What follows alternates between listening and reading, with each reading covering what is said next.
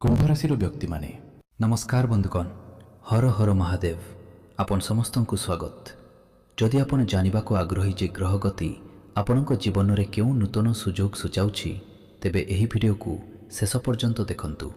पारंपरिक ज्योतिष शास्त्र अनुसार जेतेबेले बृहस्पति शुक्र एवं चंद्र शुभ प्रभाव पकाई थांती आपणक जीवन में सकारात्मक परिवर्तन आसीपारे। आज आमे आपणक राशिफल ग्रहर गति एवं महादेवों आशीर्वाद सहित जड़ित लक्षणगुड़िक विषय आलोचना करिबु। जदि आपनकु भिडियोटी पसंद आसी थाए तेबे तेबे एहाकु लाइक करंतु, चैनल को सब्सक्राइब करंतु एवं कमेंट रे हर हर महादेव लिखंतु। मु आपनकु आगकु कोन कहूछि ताहा ध्यान सहित शुणंतु। बंधुगण अत्यंत सतर्क रुहंतु कारण आगामी 24 घंटा मध्यरे आपण किछि गुरुत्वपूर्ण चमत्कार परिवर्तन देखि पारंती। आपनक राशिफल सूचाई दिए जे आपण एक सुना पात्र रे चा पीबे। हाँ बंधुगण पीबे। हाँ बंधुगण कुहा जाए जे एक बाक्स मिठा एवं एक ग्रामीण पात्र नियंतु जहा पूर्वरु केबे मोर भविष्यवाणी को पड़ोशी मानक सहित शेयर करंतु। यह पत्थर रे लेखा पड़ी यहाकु मजा करिबा पाई भूल करंतु नाही। आगामी 7 वर्ष मध्यरे आपनकु एपरी भल खबर मिलिबो नाही जेपरी आपनकु एबे मिलिबाकु जाउछि। समय बहुत कम यहाकु हालुका भावरे नियंतु नाही। हाँ मोर प्रिय परिवार आजिर ज्योतिष कार्यक्रम आपनक पाई बहुत विशेष एवं लाभदायक। आपनक सूचना पाई मु आपनकु जनाइबाकु चाहूछि जे जदि आपण एही भिडियोटी को दैवयोगरे खोलिचंती किंबा एहा कोनोसी प्रकारे आपनक पाखरे पहुंचिछि तेबे एहा संभव जे एही वार्ता केवल आपनक पाई एवं भगवान आपनकु किछि संकेत देबाकु चाहुचंती। आपनक कुंडली रे आपनक कुंडली रे एक बहुत भल मिश्रण सृष्टि होइछि जहा आपनकु अनेक लाभ देबो। आपण भगवान शिवों को आशीर्वाद मध्य पाइबे। पारंपरिक ज्योतिष शास्त्र अनुसार जेतेबेले किछि ग्रह अनुकूल स्थिति रे थांती जीवन रे नूतन सुजोग सम्मान एवं आर्थिक प्रगति पाई नूतन संभावना सृष्टि हेबा आरंभ हुए। एगुड़िक तुमको भय करिवार कोनोसी आवश्यकता नहीं कारण एबे अन्यत्र खुशी खोजिबार कोनोसी आवश्यकता नहीं बरं तुमर समस्त स्थगित कार्य समाप्त हेबो एवं तुमे परमेश्वरन को विशेष आशीर्वाद मध्य पाइब। देख आजिर मोर भविष्यवाणी पथर रे स्थापित तुमे सुना पात्र रे चा पीब। तुम पाई एते सुंदर समय प्रकाश पाइबाकु जाउछि एवं एहा केवल तुमर भल काम एवं कठिन परिश्रम पाई। जदि तुमर चिंताधारा भल तुमर कठिन परिश्रम सत्य एवं तुमर भक्ति पवित्र तेबे केही तुमको जने महान व्यक्ति हेबारु रोकी पारिबे नाही। हठात एते बड़ ग्रह महाकाशरे गमन करिसंती जहा तुमर जीवन उपरे सीधा सलख प्रभाव पकाइबे। भिडियोर शेष पर्यंत आम सहित रुह। आमे तुमको सबु किछि कहिबु एवं तुमर जीवन रे कोन घटिबाकु जाउछि ताहा बुझाइबु। बंधुगण एहा तुम पाई एक साधारण समय भावरे विवेचना करा जाउ नाही। जदिओ तुमे भाबुछ एहा एक साधारण समय यह सेतेबेले नुहे जेतेबेले बृहस्पति तांकर शुभ दृष्टि पकाइबे। यह सुख एवं समृद्धिर भावना को दृढ़ करे एवं चंद्र मन को स्थिरता प्रदान करे जहाद्वारा व्यक्तिर जीवन रे सकारात्मक परिवर्तनर संभावना वृद्धि पाए। आगामी समय रे ईश्वर आपनक पाई जहा योजना करिसंती ताहा सर्वोत्तम पाई। आपन गोटिए उत्सरु नुहे परं विभिन्न नूतन क्षेत्ररु टंका पाइबे शुभ समाचार पाइबे एवं आपन को जीवन स्वर्ग हो जीवो। हाँ बंधुगण ज्योतिष शास्त्र भविष्यवाणी करिछि जे चंद्र आपन को जीवन रे खुशी एवं शांति आनिबो एवं आपन को मन शांत रहिबो। जदि आपन को मन उपरे नियंत्रण पाइबे तेबे विजय सुनिश्चित हेबो। हाँ आजिकाली समस्ते भाबंती जे सेमाने कठिन परिश्रम करिवे प्रचुर टंका रोजगार करिवे विभिन्न क्षेत्ररु टंका रोजगार करिवे एवं महान व्यक्ति हेबे किंतु सेमाने ठीक भावरे कार्य करिबारे विफल होंती अर्थात सेमाने निज मन को नियंत्रण करि पारिबे नाही एवं तापरे नूतन क्षेत्र रे काम करी विचलित होई जानती। एबे एपरी समय आसीछि तुमे केबे एते बड़ समस्या विषय रे चिंता करि नथिबो। जदि तुमरो काम वर्तमान अटकी रहिछि किंबा अटकी रहिछि तुमे अर्थर अभाव आर्थिक प्रतिबंधक अनुभव करुछ किंबा तुमरो कठिन परिश्रम सत्वे तुमे आशा करिथिबा फलाफल पाई पारु नाही तेबे दुखित किंबा अत्यधिक चिंतित हेबार कौनसी आवश्यकता नहीं। बंधुगण मने रखंतु जे पारंपरिक ज्योतिष अनुसार परिस्थिति धीरे धीरे तुम सपक्षरे परिवर्तन होई पारे एवं तुमे केवल थरे महान संकट मोचन ସଙ୍କଟ ଦୂରକାରୀ ହନୁମାନଙ୍କ ନାମ ନେଇପାରିବ। ଏହାପରେ ଏକ ନୂତନ ସୁଯୋଗ, ଏକ ସ୍ଥଗିତ କାର୍ଯ୍ୟ କିମ୍ବା କୌଣସି ପ୍ରିୟଜନଙ୍କଠାରୁ ଶୁଭ ଖବର ପାଇବାର ସମ୍ଭାବନା ହୋଇପାରେ। ବନ୍ଧୁଗଣ, ଯଦି ତୁମେ ହନୁମାନଙ୍କ ନାମ ନେଇଛ, ଏପରିକି ଯଦି ବିଲେଇ ତୁମର ରାସ୍ତା ପାର କରେ କିମ୍ବା ସକାଳେ ତୁମେ କିଛି ଖରାପ ଲକ୍ଷଣ ଦେଖ, ତେବେ ତୁମେ ହନୁମାନଙ୍କ ନାମ ନେଇପାରିବ, କାରଣ ହନୁମାନ ନିଜେ ସମସ୍ୟାର ତ୍ରାଣକର୍ତ୍ତା, ନିଜେ ସମସ୍ୟାର ତ୍ରାଣକର୍ତ୍ତା। ହନୁମାନଜୀ ଯେକୌଣସି ପ୍ରକାର ସମସ୍ୟା କିମ୍ବା ସଙ୍କଟକୁ ଦୂର କରିପାରିବେ। ହନୁମାନଜୀଙ୍କ ନାମ ଜପ କରି ଆପଣ ଆପଣଙ୍କ ଜୀବନରେ ସଫଳତା ହାସଲ କରିପାରିବେ ଏବଂ ଏକ ନୂତନ ଜୀବନ ଆରମ୍ଭ କରିପାରିବେ। ଏହା ମଧ୍ୟ ସମ୍ଭାବନା ଅଛି ଯେ ଆପଣଙ୍କୁ ଏପରି ଏକ ମହାନ ସମାଚାର ମିଳିବ ଯାହା ଆପଣଙ୍କୁ ଆପଣଙ୍କ ପରବର୍ତ୍ତୀ ଜୀବନରେ ମିଳିବ ନାହିଁ। ଏହା ବ୍ୟତୀତ ଜ୍ୟୋତିଷଶାସ୍ତ୍ର ସୂଚାଇ ଦିଏ ଯେ ଆପଣଙ୍କୁ ଭଗବାନ ଶିବଙ୍କଠାରୁ ବିଶେଷ ଆଶୀର୍ବାଦ ମିଳିବ। ଆପଣ ଜାଣନ୍ତି ଯେ ମହାଦେବଙ୍କ ଆଶୀର୍ବାଦ କେବଳ ଧନ ନୁହେଁ, ବରଂ ସଠିକ୍ ସମୟରେ ସଠିକ୍ ନିଷ୍ପତ୍ତି ନେବାର ଶକ୍ତି ମଧ୍ୟ ପ୍ରଦାନ କରେ। ଯଦି ଆପଣ ସଚ୍ଚୋଟତା, ଧୈର୍ଯ୍ୟ ଏବଂ ସକାରାତ୍ମକ ମନୋଭାବ ସହିତ ଆଗକୁ ବଢ଼ି ଚାଲିବେ, ତେବେ ଏହି ସମୟ ଆପଣଙ୍କ ପାଇଁ ଏକ ନୂତନ ଦିଗ ଏବଂ ଏକ ନୂତନ ଖୁସି ଆଣିପାରେ। ବନ୍ଧୁଗଣ, ଆପଣ ଏହା କଳ୍ପନା ମଧ୍ୟ କରିନଥିବେ, ଆପଣଙ୍କ ଜୀବନରେ ଏପରି ପରିବର୍ତ୍ତନ ଆସିପାରେ। ଶେଷରେ ଯାହା ବି ଘଟିବ ତାହା ଆପଣଙ୍କ ପାଇଁ ବହୁତ ଭଲ ହେବ। ଚିନ୍ତା କରିବାର କୌଣସି ଆବଶ୍ୟକତା ନାହିଁ। ଭାଗ୍ୟଘର ଏବଂ ଯଦି କର୍ମର ଘର ପ୍ରବଳ ଥାଏ ଏବଂ ବୃହସ୍ପତିଙ୍କ ଶୁଭ ପ୍ରଭାବ ଥାଏ, ତେବେ ସମ୍ମାନ, କ୍ୟାରିୟର ଏବଂ ଆର୍ଥିକ ସ୍ଥିତିରେ ଉନ୍ନତି ହେବାର ସମ୍ଭାବନା ଥାଏ।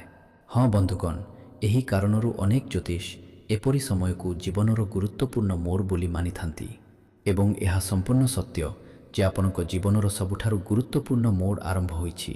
ଏହିଠାରୁ ଆପଣଙ୍କୁ ଦେବୀ ମହାକାଳୀଙ୍କ କିଛି ଉପଚାର ବ୍ୟବହାର କରିବାକୁ ପଡ଼ିବ। ମହାଦେବ ଏବଂ ବଜରଙ୍ଗବଲୀଙ୍କ କିଛି ମନ୍ତ୍ର ଜପ କରନ୍ତୁ। ଏହାପରେ ଖୁସି ନିଶ୍ଚିତ ଭାବରେ ଆସିବ। ସମସ୍ତ ପରିସ୍ଥିତିରେ ସଂଘର୍ଷ କରିବାକୁ ପ୍ରସ୍ତୁତ ରୁହନ୍ତୁ, କାରଣ ଦେବୀ ଏବଂ ଦେବତାଙ୍କ ଆଶୀର୍ବାଦ ସହିତ ଆପଣଙ୍କ ଜୀବନରେ ଏକ ବିରାଟ ସୁଯୋଗ ପ୍ରବେଶ କରିବାକୁ ଯାଉଛି। ଯଦି ଆପଣ ଏହି ସୁଯୋଗକୁ ହାତଛଡ଼ା କରନ୍ତି, ତେବେ ଆପଣ ରାଜା ପରି ବଞ୍ଚିବେ। ଏହାପରେ ଆପଣଙ୍କର କେବେ ବି କୌଣସି ଜିନିଷର ଅଭାବ ରହିବ ନାହିଁ। କିନ୍ତୁ ମନେ ରଖନ୍ତୁ, ଗଧ ସର୍ବଦା ଆପଣଙ୍କୁ ସୁଯୋଗ ଦେଖାଏ। ସଫଳତା ହାସଲ କରିବା ପାଇଁ ସର୍ବଦା ଆପଣଙ୍କ ଚିନ୍ତାଧାରା ଏବଂ କାର୍ଯ୍ୟ ଗୁରୁତ୍ୱପୂର୍ଣ୍ଣ। ଯଦି କୌଣସି ସୁଯୋଗ ଆସି, ହୃଦୟର ସହିତ ପ୍ରୟାସ କରିବା ମଧ୍ୟ ସମାନ ଗୁରୁତ୍ୱପୂର୍ଣ୍ଣ। ହଁ ବନ୍ଧୁଗଣ, ଆପଣଙ୍କ କୁଣ୍ଡଳୀରେ ଏକ ନୂତନ ଯୋଗ ସୃଷ୍ଟି ହୋଇଛି ଏବଂ ଏହି ଯୋଗ ଆପଣଙ୍କୁ ଆପଣଙ୍କ ଜୀବନରେ ଦ୍ରୁତ ଗତିରେ ଆଗକୁ ବଢ଼ାଇବ। ମୁଁ ଆପଣଙ୍କ ପାଇଁ କିଛି ପ୍ରତିକାର ମଧ୍ୟ ବାଣ୍ଟିବାକୁ ଚାହୁଁଛି। ପ୍ରତି ସୋମବାର ଭଗବାନ ମହାଦେବଙ୍କୁ ଜଳ ଅର୍ପଣ କରନ୍ତୁ। ଏହା ସହିତ 108 ଥର ଓମ୍ ନମଃ ଶିବାୟ ମନ୍ତ୍ର ଜପ କରନ୍ତୁ ଏବଂ ଆପଣଙ୍କ ପିତାମାତା ଏବଂ ଶିକ୍ଷକମାନଙ୍କୁ ସମ୍ମାନ କରନ୍ତୁ। ଆପଣଙ୍କ ବଡ଼ମାନଙ୍କୁ ସମ୍ମାନ କରନ୍ତୁ। ପାରମ୍ପରିକ ଭାବରେ ଏହା ମନରେ ସକାରାତ୍ମକତା ଆଣେ, ଶୁଭ କାର୍ଯ୍ୟରେ ଆପଣଙ୍କର ଆତ୍ମବିଶ୍ୱାସ ବୃଦ୍ଧି କରେ ଏବଂ ଆତ୍ମବିଶ୍ୱାସ କରେ। ଯଦି ଆପଣ ଭଲ କାମ କରନ୍ତି, ତେବେ ଦେବୀ ଏବଂ ଦେବତାମାନେ ନିଶ୍ଚିତ ଭାବରେ ଆପଣଙ୍କୁ ସମର୍ଥନ କରିବେ। ଆଗାମୀ ଦିନରେ ଆପଣ ଏପରି ଖବର ପାଇପାରନ୍ତି ଯାହା ପାଇଁ ଆପଣ ଅପେକ୍ଷା କରିଥିଲେ। ତେଣୁ ନିରାଶା ପରିତ୍ୟାଗ କରନ୍ତୁ ଏବଂ ବିଶ୍ୱାସ ଏବଂ କଠିନ ପରିଶ୍ରମ ସହିତ ଆଗକୁ ବଢ଼ନ୍ତୁ। କେବଳ ସେତେବେଳେ ଆପଣ ଭଲ ଖବର ପାଇବେ ଏବଂ ଆପଣଙ୍କ ଜୀବନରେ ଯେକୌଣସି ଆର୍ଥିକ ସମସ୍ୟା ସମ୍ପୂର୍ଣ୍ଣ ଭାବରେ ଦୂର ହୋଇଯିବ। ମୁଁ ସତ୍ୟ କହୁଛି। ଆମେ ବିଶ୍ୱାସ କରୁ ଯେ କେତେବେଳେ ଜୀବନର ସବୁଠାରୁ ସୁନ୍ଦର ଅଧ୍ୟାୟ ଆରମ୍ଭ ହୁଏ, ଯେତେବେଳେ ଆମେ ସମ୍ପୂର୍ଣ୍ଣ ଆଶା ଛାଡ଼ି ଦେଇଥାଉ। ତାପରେ ଭଗବାନ ଆମର ହାତ ଧରି ଆମ ମୁଣ୍ଡରେ ତାଙ୍କ ହାତ ରଖନ୍ତି। ଏହାପରେ କେହି ଆମକୁ ସଫଳତା ପାଇବାରୁ ରୋକିପାରିବେ ନାହିଁ। ବନ୍ଧୁଗଣ, ସ୍ୱୟଂ ଭଗବାନ ଶିବ କହୁଛନ୍ତି, ପୁତ୍ର, ଚିନ୍ତା କର ନାହିଁ, ବରଂ କଠିନ ପରିଶ୍ରମ କର, ପ୍ରାର୍ଥନା କର ଏବଂ ଖୁସି ରହିବା ପାଇଁ ଚେଷ୍ଟା କର। ତୁମର ପିତାମାତାଙ୍କର ସେବା କର, ଭବିଷ୍ୟତରେ ସବୁକିଛି ଠିକ୍ ହୋଇଯିବ ଏବଂ ତୁମର ବ୍ୟକ୍ତିଗତ ଜୀବନରେ ଯେକୌଣସି ଛୋଟ ସମସ୍ୟା ଦୂର ହୋଇଯିବ। ବନ୍ଧୁଗଣ, ପରବର୍ତ୍ତୀ ସମୟରେ ଆମେ ତୁମକୁ ଏକ ସୁନ୍ଦର ଏବଂ ଛୋଟ କାହାଣୀ କହୁଛୁ। ଆମେ ଆଶା କରୁଛୁ ଯେ ତୁମେ ବହୁତ ଧ୍ୟାନ ସହିତ ଶୁଣ। ଏକ ଛୋଟ ଗାଁରେ ମୋହନ ନାମକ ଜଣେ ବ୍ୟକ୍ତି ରହୁଥିଲେ। ଧ୍ୟାନ ସହିତ ଶୁଣ। ବହୁ ବର୍ଷ ଧରି ସେ କଠିନ ପରିଶ୍ରମ କରି ଚାଲିଥିଲେ, କିନ୍ତୁ ସେ ସବୁବେଳେ ବିଫଳ ହୋଇଥିଲେ। ସେ ବାରମ୍ବାର ବିଫଳତାର ସମ୍ମୁଖୀନ ହୋଇଥିଲେ। ଧୀରେ ଧୀରେ ସେ ଆଶା ହରାଇବାକୁ ଲାଗିଲେ। ସେ ଅନୁଭବ କରିବାକୁ ଲାଗିଲେ ଯେ ଏହା ତାଙ୍କ ଶକ୍ତି ବାହାରେ। ସେ ଅନୁଭବ କଲେ ଯେ ସେ କେବେ ସଫଳ ହେବେ ନାହିଁ, କାରଣ କାରଣ ସେ ଏତେ କଠିନ ପରିଶ୍ରମ କରିଥିଲେ। ତାଙ୍କ ପ୍ରୟାସ ସତ୍ତ୍ୱେ ପରମେଶ୍ୱର ତାଙ୍କ କ୍ରନ୍ଦନ ଶୁଣୁନଥିଲେ। ଗୋଟିଏ ଦିନ ସେ ଜଣେ ବୃଦ୍ଧ ସନ୍ନ୍ୟାସୀଙ୍କୁ ଭେଟିଲେ। ସନ୍ନ୍ୟାସୀ ତାଙ୍କ କୁଣ୍ଡଳୀ ଯାଞ୍ଚ କରିବା ପରେ କହିଲେ, ପୁଅ, ତୁମର ସମୟ ପରୀକ୍ଷା କରୁଛି, କିନ୍ତୁ ଏବେ ବୃହସ୍ପତି ଏବଂ ଶୁକ୍ରଙ୍କ ଶୁଭ ପ୍ରଭାବ ଆରମ୍ଭ ହେବାକୁ ଯାଉଛି। ମୁଁ ତୁମକୁ ପରାମର୍ଶ ଦେଉଛି ଯେ ତୁମେ ତୁମର କଠିନ ପରିଶ୍ରମ ତ୍ୟାଗ କର ନାହିଁ। ଖୁବ୍ ଶୀଘ୍ର ତୁମେ ଏକ ସୁଯୋଗ ପାଇବ ଯାହା ତୁମର ଜୀବନକୁ ସମ୍ପୂର୍ଣ୍ଣ ଭାବରେ ପରିବର୍ତ୍ତନ କରିବ, ତୁମକୁ ସର୍ବଦା ଖୁସିରେ ବଞ୍ଚିବାକୁ ଦେବ। ମୋହନ ପ୍ରଥମେ ସନ୍ନ୍ୟାସୀଙ୍କ କଥାରେ ବିଶ୍ୱାସ କରିନଥିଲେ, କାରଣ ସେ ପୂର୍ବରୁ ଏତେ କଠିନ ପରିଶ୍ରମ କରିଥିଲେ। କିନ୍ତୁ ମୋହନ ସନ୍ନ୍ୟାସୀଙ୍କ କଥାରେ ବିଶ୍ୱାସ କଲେ ଏବଂ କେବଳ ଅପେକ୍ଷା କଲେ ନାହିଁ। ସେ ଆହୁରି ଅଧିକ ନିଷ୍ଠା ଏବଂ ଆନ୍ତରିକତାର ସହିତ କାମ କରିବା ଆରମ୍ଭ କଲେ, କାରଣ ସେ ଏକ ସକାରାତ୍ମକ ସଂକେତ ପାଇଥିଲେ। ସେ ଅନୁଭବ କଲେ ଯେ ଈଶ୍ୱର ତାଙ୍କର କଠିନ ପରିଶ୍ରମକୁ ସେ ବିଶ୍ୱାସ କରୁଥିଲେ ଯେ ତାଙ୍କର ସୁବର୍ଣ୍ଣ ବର୍ଷଗୁଡ଼ିକ ଖୁବ୍ ଶୀଘ୍ର ଆରମ୍ଭ ହେବ। ତେଣୁ ସେ ତାଙ୍କର କଠିନ ପରିଶ୍ରମ ବଢ଼ାଇଲେ ଏବଂ ପୁଣି ଅପେକ୍ଷା କରିବାକୁ ଲାଗିଲେ। କିଛି ମାସ ପରେ ତାଙ୍କୁ ଏପରି ଏକ ସୁଯୋଗ ମିଳିଲା ଯାହା ସେ କେବେ କଳ୍ପନା କରିନଥିଲେ। ତାଙ୍କ ପରିବାର ଏବଂ ବନ୍ଧୁମାନେ ମଧ୍ୟ ଏହା କଳ୍ପନା କରିନଥିଲେ। ସେ ଯେଉଁ କ୍ଷେତ୍ରରେ କାମ କରୁଥିଲେ ସେଠାରେ ସେ ସଫଳତା ପାଇଲେ। ତାଙ୍କର ବ୍ୟବସାୟ ଥିଲା ପରିଚାଳନା। ହଠାତ୍ ତାଙ୍କ ପରିବାରରେ ଖୁସି ଫେରି ଆସିଲା ଏବଂ ଲୋକମାନେ ତାଙ୍କ ସଫଳତାକୁ ଉଦାହରଣ ଭାବରେ କହିବା ଆରମ୍ଭ କଲେ। ସେ ସହରର ଚର୍ଚ୍ଚାର ବିଷୟ ହୋଇଗଲେ। ଲୋକମାନେ କହିବା ଆରମ୍ଭ କଲେ, ଶେଷରେ ପରମେଶ୍ୱର ତାଙ୍କର କଠିନ ପରିଶ୍ରମ ଦେଖିଲେ, ତାଙ୍କ ଡାକ ଶୁଣିଲେ। ଏବେ ସେ ଜଣେ ରାଜା ପରି ବଞ୍ଚିଛନ୍ତି। ପରିଣାମ ବଦଳି ଯାଇଛି। ବନ୍ଧୁଗଣ, ଏହି ଛୋଟ କାହାଣୀର ବାର୍ତ୍ତା ହେଉଛି ଯେ ଯେତେବେଳେ ସମୟ, କାର୍ଯ୍ୟ ଏବଂ ସକାରାତ୍ମକ ଚିନ୍ତାଧାରା ଏକାଠି ହୁଏ, ଜୀବନରେ ନୂତନ ପଥ ସ୍ୱୟଂଚାଳିତ ଭାବରେ ଖୋଲିପାରେ। ତେଣୁ କେବେ ବି ଆଶା ହରାନ୍ତୁ ନାହିଁ, କାରଣ ଆପଣଙ୍କର ସର୍ବୋତ୍ତମ ସମୟ ପାଖେଇ ଆସିପାରେ। କିନ୍ତୁ ଯେଉଁ ମୁହୂର୍ତ୍ତକୁ ଆପଣ ବର୍ଷ ବର୍ଷ ଧରି ଅପେକ୍ଷା କରି ଆସୁଛନ୍ତି, ତାହା ଆସିବାକୁ ଯାଉଛି। ତେଣୁ ଦେବତାଙ୍କ ଦେବତା ମହାଦେବ, ସଙ୍କଟମୋଚନ ହନୁମାନ, ମା ଦୁର୍ଗା, ମା ଲକ୍ଷ୍ମୀ ଏବଂ ଆପଣଙ୍କ ପିତାମାତାଙ୍କୁ ଧନ୍ୟବାଦ ଦିଅନ୍ତୁ, କାରଣ କଳିଯୁଗରେ ପ୍ରଥମ ଥର ପାଇଁ ଆପଣ ଏପରି ଭଲ ଖବର ଏବଂ ଏତେ ବଡ଼ ସଫଳତା ପାଇବେ। ବନ୍ଧୁଗଣ, ଦେବଦେବୀମାନେ ସର୍ବଦା ସେମାନଙ୍କ ଉପରେ ସେମାନଙ୍କର ଆଶୀର୍ବାଦ ବର୍ଷା କରନ୍ତି, ଯେଉଁମାନେ କେବେ ହାର ମାନି ନାହାନ୍ତି ଏବଂ ସର୍ବଦା କଠିନ ପରିଶ୍ରମ, ଈଶ୍ୱର ଏବଂ ନିଜ ଉପରେ ବିଶ୍ୱାସ କରନ୍ତି। ଯେଉଁମାନଙ୍କର ଆତ୍ମବିଶ୍ୱାସର ଅଭାବ ଥାଏ ସେମାନେ କେବେ ସଫଳତା ପାଇପାରନ୍ତି ନାହିଁ। ଯେଉଁମାନେ ସର୍ବଦା ବିଶ୍ୱାସ କରନ୍ତି, ସେମାନେ ସଫଳତା ପାଇପାରିବେ। ପ୍ରଥମେ ଆପଣଙ୍କର କଠିନ ପରିଶ୍ରମ ପ୍ରତି ଆଗ୍ରହ ରହିବା ଆବଶ୍ୟକ। ତାପରେ ଆପଣଙ୍କ କାମରେ ଆତ୍ମବିଶ୍ୱାସ।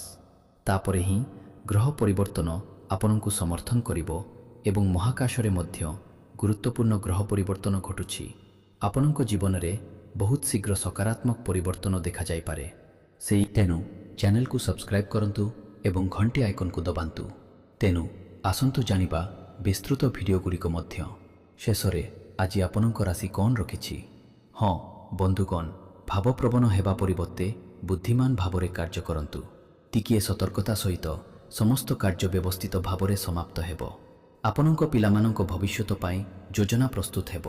ସାହସ ଏବଂ ଦୃଢ଼ତାର ସହିତ କଷ୍ଟକର କାର୍ଯ୍ୟଗୁଡ଼ିକ ମଧ୍ୟ ସହଜରେ ସମାପ୍ତ ହେବ। ତଥାପି ପାରିବାରିକ ବ୍ୟବସ୍ଥା ସହିତ ଜଡ଼ିତ ସମସ୍ୟା ଦେଖାଦେଇପାରେ। ସମସ୍ୟାଗୁଡ଼ିକୁ ଶାନ୍ତ ଭାବରେ ସମାଧାନ କରନ୍ତୁ। ଆପଣଙ୍କ ଶ୍ୱଶୁର ଘର ଲୋକଙ୍କ ସହିତ ସମ୍ପର୍କ ଖରାପ ହେବାକୁ ଦିଅନ୍ତୁ ନାହିଁ। କ୍ରୋଧ ଏବଂ ଆବେଗ ଆଲୋଚନା ମାଧ୍ୟମରେ ସମସ୍ୟାର ସମାଧାନ କରନ୍ତୁ। ଏବଂ ହଁ, ସମସ୍ତ ବ୍ୟବସାୟିକ କାର୍ଯ୍ୟକଳାପ ତଦାରଖ ହେବା ନିଶ୍ଚିତ କରନ୍ତୁ। କର୍ମଚାରୀ କିମ୍ବା କର୍ମଚାରୀଙ୍କ ଉପରେ ନିର୍ଭର କରିବା କ୍ଷତିକାରକ ହୋଇପାରେ। ବେଆଇନ କାର୍ଯ୍ୟକଳାପରୁ ଦୂରରେ ରୁହନ୍ତୁ। ତଦନ୍ତ କିମ୍ବା ଦଣ୍ଡ ଭଳି ପରିସ୍ଥିତି ସୃଷ୍ଟି ହୋଇପାରେ। ଏବଂ ହଁ, ବୈବାହିକ ଜୀବନରେ ବିପରୀତ ଲିଙ୍ଗର କାହାକୁ ଭେଟିଲେ ସୁଖଦ ସ୍ମୃତି ଫେରିଆସିବ। ଏହା ବ୍ୟତୀତ ବନ୍ଧୁମାନେ ଅନୁପଯୁକ୍ତ ଖାଦ୍ୟପେୟ ଗ୍ୟାସ୍, ବଦହଜମି ଏବଂ ପେଟ ଯନ୍ତ୍ରଣାର କାରଣ ହୋଇପାରେ। ଯଦି ଅସ୍ୱସ୍ତି ଆହୁରି ବଢ଼ିଯାଏ, ତେବେ ହାଲୁକା ଖାଦ୍ୟ ଖାଆନ୍ତୁ ଏବଂ ଡାକ୍ତରୀ ପରାମର୍ଶ ନିଅନ୍ତୁ। ତଥାପି ଏପରି ଖାଦ୍ୟ ଖାଇବାରୁ ଦୂରେଇ ରୁହନ୍ତୁ ଯାହା ପାଚନ ସମସ୍ୟା ସୃଷ୍ଟି କରିପାରେ ଏବଂ ପରେ ଆପଣଙ୍କୁ ଅନୁତାପ କରାଇପାରେ। ଏହି ପ୍ରକାରର ଖାଦ୍ୟ ଧୈର୍ଯ୍ୟ ଏବଂ ଅପେକ୍ଷାରେ ପରିପୂର୍ଣ୍ଣ ଦିନ। ଆପଣଙ୍କ ପରିବାର ଧୀରେ ଧୀରେ ଆପଣଙ୍କ ପ୍ରୟାସର ଫଳାଫଳ ଦେଖିବ। ମହିଳାମାନେ ସେମାନଙ୍କ କାମର ଫଳାଫଳରେ ସନ୍ତୁଷ୍ଟ ହେବେ। ଯୋଜନାବଦ୍ଧ ନିବେଶ ସମୟ ସହିତ ଲାଭବାନ ହେବ। ପିଲାମାନଙ୍କର ଶିକ୍ଷା କ୍ଷେତ୍ରରେ ପ୍ରଗତି ହେବ ପିଲାମାନଙ୍କର ଅଧ୍ୟୟନ ସଫଳ ହେବ, କିନ୍ତୁ ସେମାନଙ୍କୁ ଅଧିକ ପରିଶ୍ରମ କରିବାକୁ ପଡ଼ିବ। ଆପଣଙ୍କୁ ସମ୍ପର୍କୀୟଙ୍କ ସହ ଜଡ଼ିତ କିଛି ଦାୟିତ୍ୱ ତୁଲାଇବାକୁ ପଡ଼ିପାରେ ଏବଂ ବନ୍ଧୁମାନେ ବାଣିଜ୍ୟିକ କ୍ଷେତ୍ରରେ ଧୀରେ ଧୀରେ ଲାଭ ବୃଦ୍ଧି ପାଇବ। ଫ୍ରିଲାନ୍ସମାନେ ସେମାନଙ୍କ କଠିନ ପରିଶ୍ରମ ମାଧ୍ୟମରେ ନୂତନ ଗ୍ରାହକ ପାଇପାରନ୍ତି। ଯେଉଁମାନେ ପରିଚାଳନାରେ ଅଛନ୍ତି ସେମାନଙ୍କୁ ସେମାନଙ୍କର ରଣନୀତିକୁ ସୁଧାରିବାକୁ ପଡ଼ିବ। ଯୋଜନାଗୁଡ଼ିକୁ ଅଟକାନ୍ତୁ ନାହିଁ, ସେମାନଙ୍କୁ ସମୟ ଦିଅନ୍ତୁ। ବରିଷ୍ଠ ବ୍ୟକ୍ତିମାନେ ଆପଣଙ୍କ ଧୈର୍ଯ୍ୟ ଏବଂ କଠିନ ପରିଶ୍ରମକୁ ପ୍ରଶଂସା କରିବେ ଏବଂ ପ୍ରେମ ସମ୍ପର୍କ ସ୍ଥିର ରହିବ, କିନ୍ତୁ ପ୍ରଗତି ପାଇଁ ସମୟ ଲାଗିବ। ଅବିବାହିତ ବ୍ୟକ୍ତିମାନେ ନୂତନ ସମ୍ପର୍କ ଆରମ୍ଭ କରିପାରନ୍ତି। ବିବାହିତ ବ୍ୟକ୍ତିମାନଙ୍କୁ ଧୈର୍ଯ୍ୟ ଏବଂ ବିଶ୍ୱାସ ବଜାୟ ରଖିବାକୁ ପଡ଼ିବ। ପ୍ରେମିକମାନେ ଭବିଷ୍ୟତ ଯୋଜନା ବିଷୟରେ ବିଚାର କରିବେ। ଛୋଟ ଛୋଟ ଭୁଲ ବୁଝାମଣାକୁ ଶାନ୍ତ ଭାବରେ ସମାଧାନ କରନ୍ତୁ। ଭାବନା ଗଭୀର ହେବ, କିନ୍ତୁ ଆପଣ ସେଗୁଡ଼ିକୁ ପ୍ରକାଶ କରିବାକୁ ସଂକୋଚ କରିପାରନ୍ତି। ସନ୍ଦେହ ଏଡ଼ାନ୍ତୁ। ଛୋଟ ଗଣ୍ଠି ଆଘାତ କଷ୍ଟକର ହୋଇପାରେ। ଲୌହ କିମ୍ବା ଭିଟାମିନ୍ର ଅଭାବ ଦୁର୍ବଳତା ସୃଷ୍ଟି କରିପାରେ। ପୁଷ୍ଟିସାର ଏବଂ ବିଶ୍ରାମ ଉପରେ ଧ୍ୟାନ ଦିଅନ୍ତୁ। ପ୍ରଚୁର ପାଣି ପିଅନ୍ତୁ ଏବଂ ଏକ ସନ୍ତୁଳିତ ଦିନଚର୍ଯ୍ୟା ବଜାୟ ରଖନ୍ତୁ। ହଁ, ଆମେ ଯାହା କହିଛୁ ତାହା ସତ୍ୟ। ଏବଂ ଶୁଣ, ଆପଣଙ୍କ ଉପରେ ସମସ୍ତ ଦେବତାଙ୍କ ଦେବତା ଭଗବାନ ଶିବଙ୍କ ଆଶୀର୍ବାଦ ଅଛି। ତେଣୁ ଆପଣଙ୍କୁ ବିଶେଷ ଭାବରେ ମନେ ରଖିବା ଉଚିତ ଯେ ସକାଳ ହେଉଛି ସତର୍କତାର ସହିତ କାମ କରିବାର ସମୟ। କ୍ରୋଧ ଅଧିକ ରହିବ। ପ୍ରିୟଜନଙ୍କ ପ୍ରତି ବ୍ୟବହାର ଅସ୍ୱୀକାରପୂର୍ଣ୍ଣ ହେବ। ଆପଣଙ୍କ ପାରିପାର୍ଶ୍ୱିକ ଅବସ୍ଥା ପ୍ରତି ସଚେତନ ରୁହନ୍ତୁ। ପରିବାର ସମର୍ଥନ ରହିବ। ଆପଣ ଆପଣଙ୍କ ପିଲାମାନଙ୍କଠାରୁ ଖୁସି ପାଇବେ। ଅପରାହ୍ନରେ ପ୍ରମୁଖ କାମ ହୋଇପାରେ ଏବଂ ଲାଭ ବୃଦ୍ଧି ପାଇବେ। ଦିନଟି ଭଲ ଭାବରେ ଶେଷ ହେବ। ବିବାଦୀୟ ମାମଲାରେ ଆପଣଙ୍କ ସ୍ଥିତି ମଜବୁତ ହେବ। ଆପଣ ଆପଣଙ୍କ ବିରୋଧୀମାନଙ୍କୁ ନିୟନ୍ତ୍ରଣ କରିବାରେ ସଫଳ ହେବେ। ହନୁମାନ ମନ୍ଦିରରେ ନଡ଼ିଆ ଅର୍ପଣ କରନ୍ତୁ। ଆଜି ଖୁସି, ସ୍ଥିରତା ଏବଂ ଦାୟିତ୍ୱରେ ପରିପୂର୍ଣ୍ଣ ଦିନ ହେବ। ଆପଣଙ୍କର ବ୍ୟବହାରିକ ଆଭିମୁଖ୍ୟ ଆପଣଙ୍କ ପରିବାରକୁ ସୁରକ୍ଷାର ଭାବନା ଦେବ। ବୟସ୍କ ବ୍ୟକ୍ତିଙ୍କ ଆବଶ୍ୟକତା ପ୍ରତି ଧ୍ୟାନ ଦେବା ଆପଣଙ୍କ ପ୍ରାଥମିକତା ହେବ। ଅତ୍ୟାବଶ୍ୟକୀୟ ଜିନିଷ କିଣିବା କିମ୍ବା ଘର ସଜାଇବାର ଚିନ୍ତାଧାରା ଆନନ୍ଦ ଆଣିଦେବ। ଆପଣଙ୍କ ଆର୍ଥିକ ପରିସ୍ଥିତି ସୁଦୃଢ଼ ରହିବ ଏବଂ ଟଙ୍କା ସୁବିଚାର ସହିତ ବ୍ୟବହାର କରାଯିବ। ପରିବାରର ଜଣେ ମହିଳା ସଦସ୍ୟ ଗୁରୁତ୍ୱପୂର୍ଣ୍ଣ ଭୂମିକା ଗ୍ରହଣ କରିବେ। ବାଣିଜ୍ୟ କ୍ଷେତ୍ରରେ ଆର୍ଥିକ ଯୋଜନା ଆପଣଙ୍କୁ ଲାଭଦାୟକ ହେବ। ଶିକ୍ଷା ଏବଂ ପରାମର୍ଶ କ୍ଷେତ୍ରରେ ସମ୍ମାନ ବୃଦ୍ଧି ପାଇବ। କାର୍ଯ୍ୟକ୍ଷେତ୍ରରେ ଆପଣ ଆପଣଙ୍କ ଦଳଠାରୁ ବିଶ୍ୱାସ ଏବଂ ସମର୍ଥନ ପାଇବେ। କ୍ୟାରିୟର ପ୍ରଗତି ସ୍ଥିର ଏବଂ ଯୋଜନାବଦ୍ଧ ହେବ। ଶବ୍ଦ ହେବ। ଶାନ୍ତ ଆଚରଣ ଏବଂ ସଠିକ୍ ନିଷ୍ପତ୍ତି ଆପଣଙ୍କୁ ଆଗକୁ ବଢ଼ାଇବ। ଏବଂ ହଁ, ଆପଣଙ୍କ ପ୍ରେମ ଜୀବନରେ ସନ୍ତୁଳନ ବୃଦ୍ଧି ପାଇବ। ବୈବାହିକ ଜୀବନରେ ସହଯୋଗ ଏବଂ ସମ୍ମାନ ନିକଟତାକୁ ବୃଦ୍ଧି କରିବ। ଅବିବାହିତମାନେ ଜଣେ ଦୟାଳୁ ଏବଂ ବିଶ୍ୱସ୍ତ ବ୍ୟକ୍ତିଙ୍କ ସହିତ ଜଡ଼ିତ ଅନୁଭବ କରିପାରନ୍ତି। ପ୍ରେମିକମାନେ ସେମାନଙ୍କ ଭବିଷ୍ୟତ ସହିତ ଜଡ଼ିତ ଗୁରୁତ୍ୱପୂର୍ଣ୍ଣ ନିଷ୍ପତ୍ତି ବିଷୟରେ ବିଚାର କରିବେ। ସେମାନଙ୍କ ସାଥୀଙ୍କ ସହିତ ସମୟ ବିତାଇବା ଦ୍ୱାରା ସେମାନଙ୍କର ଭାବପ୍ରବଣ ବନ୍ଧନ ଆହୁରି ଗଭୀର ହେବ। ଯୋଜନାବଦ୍ଧ କାର୍ଯ୍ୟଗୁଡ଼ିକୁ ସମୟ ମଧ୍ୟରେ ସମାପ୍ତ କରିବା ଦ୍ୱାରା ଉତ୍ସାହ ଆସିବ। ବନ୍ଧୁ ଏବଂ ସମ୍ପର୍କୀୟଙ୍କ ସହିତ ଭାବପ୍ରବଣ ସମ୍ପର୍କ ବୃଦ୍ଧି ପାଇବ। ଆବଶ୍ୟକ ହେଲେ ଆପଣ ସେମାନଙ୍କୁ ସାହାଯ୍ୟ କରିବେ, ଯାହା ଆପଣଙ୍କୁ ଆନନ୍ଦ ଦେବ। ଆପଣ ଜଣେ ପ୍ରଭାବଶାଳୀ ବ୍ୟକ୍ତିଙ୍କୁ ଭେଟିବାର ସୁଯୋଗ